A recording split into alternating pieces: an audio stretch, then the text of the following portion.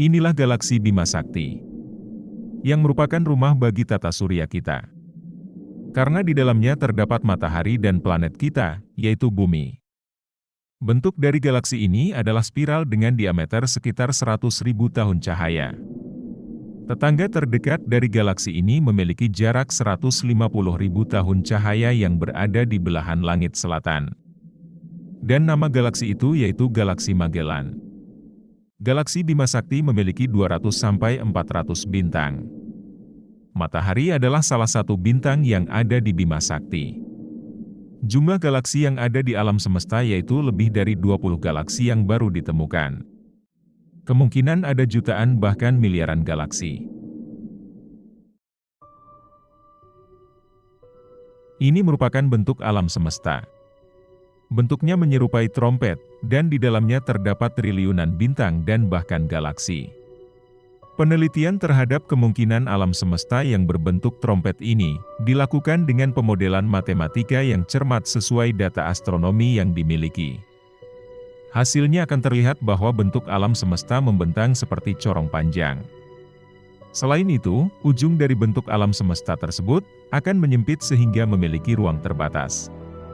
Diameter alam semesta adalah sekitar 28,5 gigaparsek atau 93 miliar tahun cahaya, atau 5,5 kali 10 pangkat 24 mil.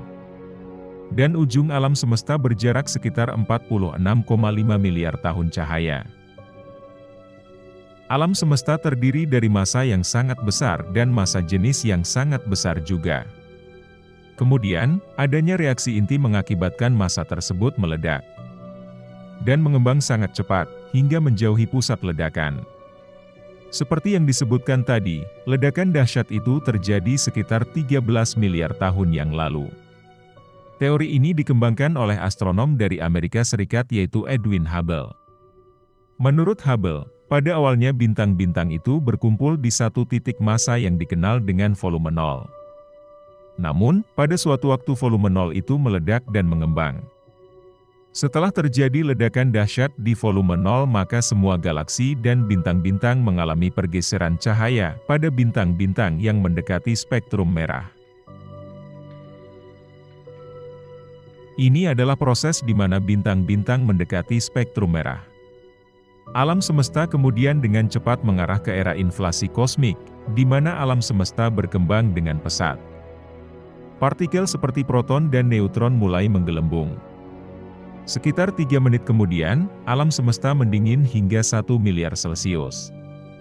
Hal ini memungkinkan proton dan neutron untuk bersatu membentuk inti atom. Tetapi setelah 20 menit kemudian, alam semesta tidak lagi cukup dingin. Yang tersisa adalah elektron yang panas dan keruh, serta inti hidrogen dan helium. Tahap ini berlangsung selama kurang lebih 380.000 tahun. Kemudian, alam semesta memasuki era kegelapan dan subgalaksi kecil pun mulai bermunculan dan berkembang sekitar 10 miliar tahun sampai sekarang. Ini adalah awan nebula. Terbentuk dari bintang yang baru saja muncul di sebuah galaksi. Lalu melepaskan gas berupa ion, kemudian di sekitarnya menciptakan nebula yang indah. Nebula juga bisa terbentuk dari proses kematian sebuah bintang yang selanjutnya akan menjadi bintang katai putih. Bintang terbentuk dari gumpalan awan molekul dengan kerapatan yang tinggi. Gumpalan ini akan menciptakan gravitasi yang kuat. Namun, gravitasi yang ditimbulkan tidak stabil sehingga akan menghancurkan gumpalan itu sendiri.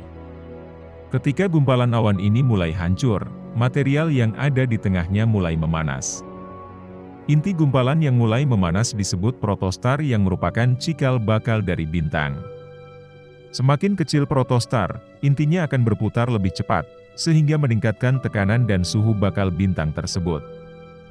Jutaan tahun kemudian, suhu inti bakal bintang ini akan meningkat hingga 15 juta derajat Celcius.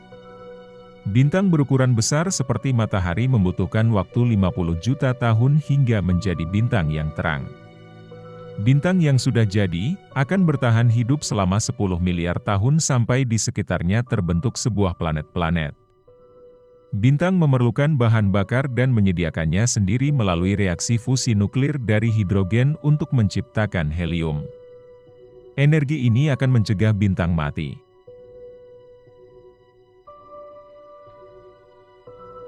Bumi adalah planet tempat manusia tinggal yang mengelilingi sebuah bintang yang disebut matahari.